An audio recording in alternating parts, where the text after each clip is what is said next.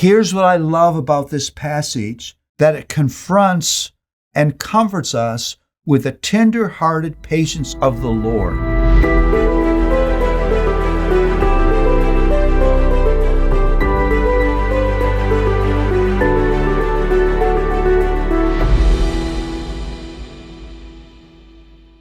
The title for this next study is Doubt and Grace.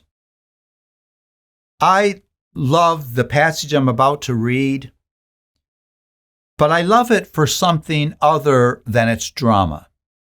This is one of these mind-blowing, dramatic scenes that grips your imagination and your wonder, leaves you in awe. But that's not the most important thing about this passage. Think about that as I read. Then Moses answered, "But behold, they will not believe me or listen to my voice, for they will say, 'The Lord did not appear to you.'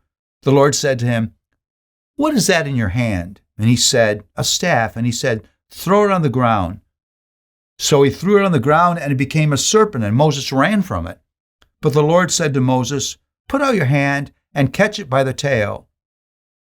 So he put out his hand and caught it, and it became a staff in his hand, that they may believe the Lord, the God of their fathers, the God of Abraham, the God of Isaac, and the God of Jacob has appeared to you."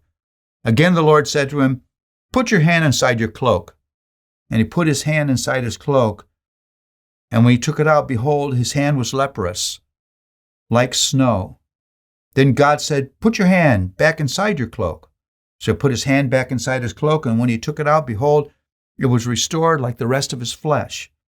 "If they will not believe you," God said, "or listen to the first sign, they may believe the latter sign. If they do not believe the latter sign, even those two signs, or listen to your voice, you shall take some water from the Nile and pour it on the dry ground, and the water that you shall take from the Nile will become blood on the dry ground."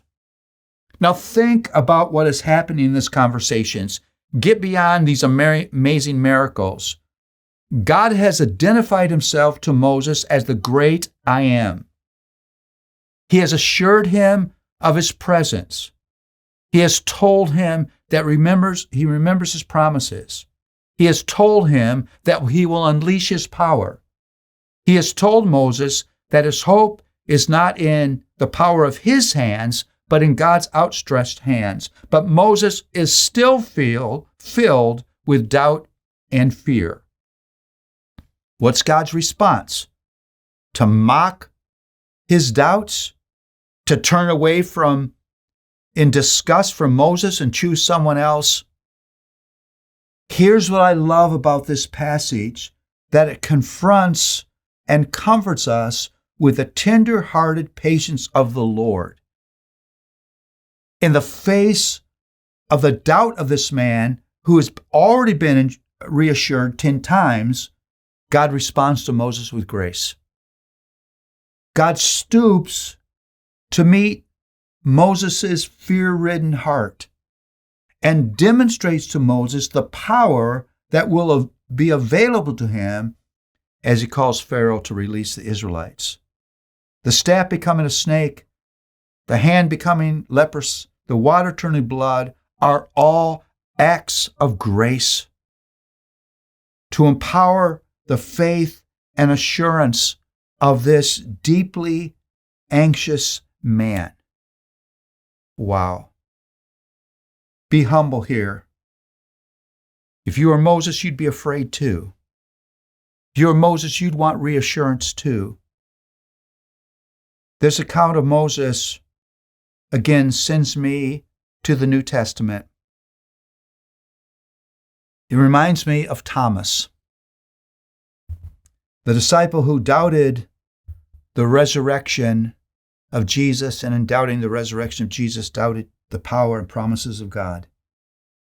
John 20:24-29 says, "Now Thomas, one of the 12, called the twin, was not with them when Jesus came.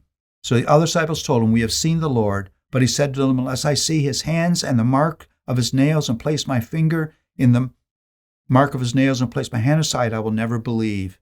And 8 days later, Jesus shows up and says to Thomas, 'Put your finger here and see my hands, and put your hand and place my side. Do not disbelieve, but believe. And Thomas said, My Lord and my God. You see, as God met Moses, Jesus met Thomas. As God met Moses, our Savior meets us day after day after day. Don't let your doubt keep you from coming to Him. Bring your doubts to Him and experience His tender, reassuring grace.